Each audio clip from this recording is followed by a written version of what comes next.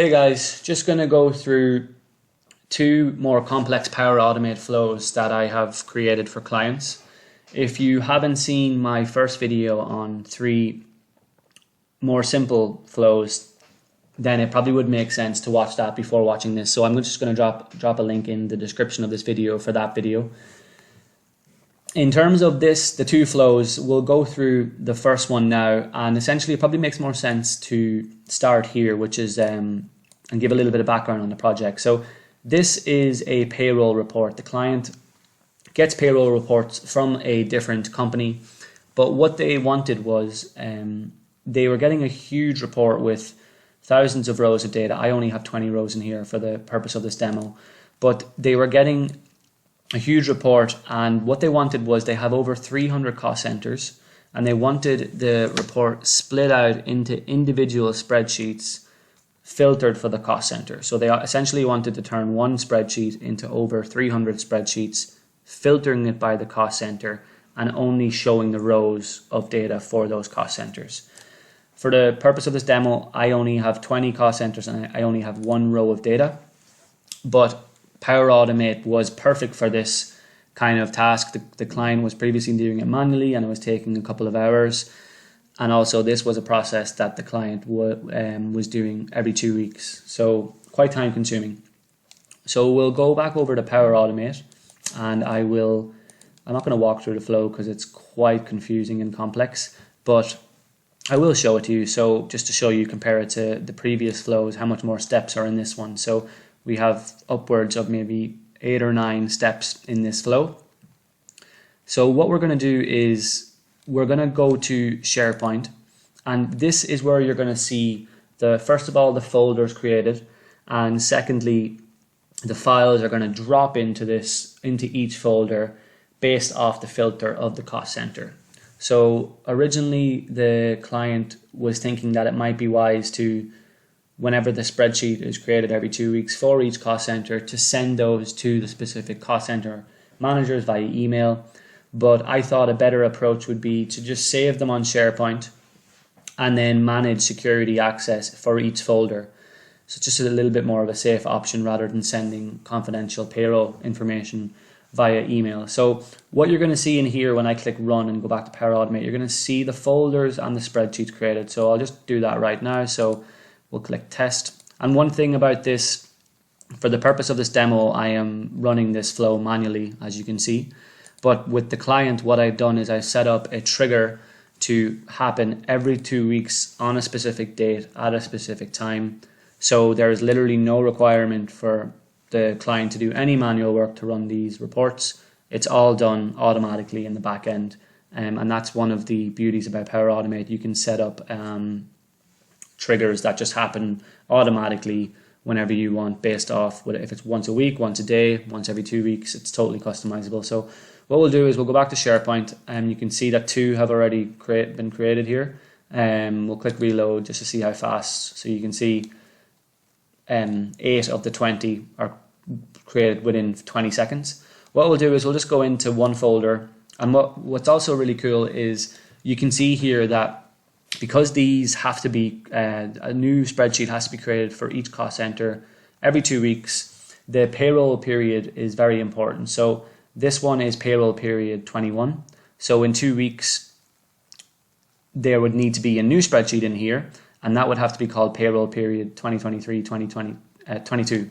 So it was important that we were able to bring that into the title of the file, and we were. So if I click into the actual file, what we should see is the cost center value should be 111072. So we'll click in here, and as you can see, it is the correct row of data. So what we'll do now is we'll go to the second part of the flow, which is sending an email to the cost center managers with a link. And again, this is also done totally automated. So if I go back to Power Automate, and if I go to my flows, I set this up to be done 10 minutes after the first flow is started. So we'll go in here. It's a much more simple flow, a little bit very similar to the previous flows in my other video. So only three steps. And essentially what we're doing is we are getting a list of the data and we're sending an email to the relevant cost center managers. Again, it is also customizable for each cost center manager, and a link to the files on SharePoint. So what we'll do is we'll test this one as well manually, but again, it's done automatically for the client. And an email should drop into my inbox now. So I can see here the email is dropped in. You can see some of the text that the client wanted. And if I click into the link, you will then see that it takes us to the area on SharePoint. They've all been saved now, so I think it only took 2 or 3 minutes. And again, what we've set up with the client is if I'm not the manager of this cost center, then I would not be able to gain access to this folder and this file. So that was just a more safe option than sending them via email every 2 weeks. It's a little bit more potential for something to go wrong or someone to get a hold of very confidential data with that approach compared to this one. So what we'll do now is we'll go through the second flow that I created for a client. And it's actually more simpler than this one, but it's again more complex than the previous flows that I went through. So the second flow that I wanted to go through is very different than the previous flows, but still extremely useful and beneficial, and that can actually be applied in multiple different ways. And that is automated text messages or emails. In this instance, the client wanted text message with the consent of the customer, of course, because the client believed that customers are more likely to look at their text messages and take action rather than an email. So what we'll do is, before we look at the flow, we'll go into the actual data spreadsheet, and I've changed this for confidential reasons, of course. So what the client wanted was every 2 years, customers were due a checkup, and the client was just too busy. They previously were manually checking who was due a checkup and manually sending them a text message. And that was okay for a while, but now they're too busy and they don't have time to do that. So the business owner contacted myself to see if there was a way to automate it, and Power Automate is perfect for that. So what I did was I created a couple of columns in the real data set formulas essentially. And what we have in here is we have a cutoff point, and that's essentially 1 day before the 2 year, anniversary that you'd be due to check up. So 730 days is 2 years. So what I did was I said I'll include a cutoff point of 1 day before that, and what we have is we have a days since the last checkup. So if that is equal to the cutoff point, then what we want to do is send the customer a text message just to let them know, look, you're due for a checkup.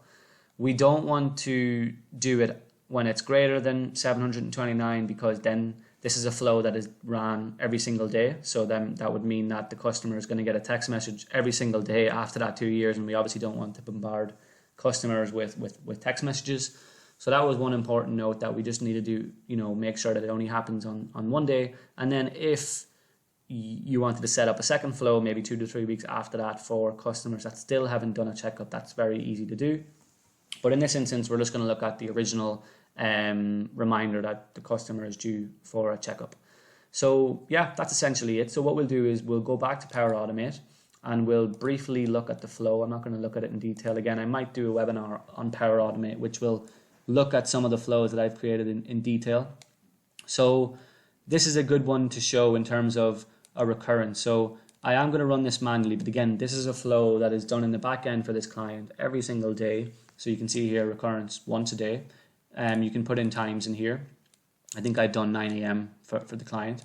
And then what it does is it goes to that table, it reads what's in that table, and then it applies a condition to each that essentially says, if the days since the last checkup in here is equal to this cutoff point, then send a text message to the customer, and you can totally customize that text message, of course. And you'll see that whenever I run this flow, I'm going to screen record my phone so you can see it come through. And if it's not, then don't do anything. So pretty simple flow, but very, very beneficial and useful to the client. So what I'll do is I'll go back and I'm going to run this flow, but I'm also going to screen record my phone so you can see the text message come in. So what I'll do is I will get my screen record ready and I'll test the flow. So what we want to do is test it manually, test, and then run the flow. Done. So on my phone now, I should have a text message that will come through, which it has, and I'll just throw that video up on after this so you can see the text message come through, and that is the second flow. Thanks.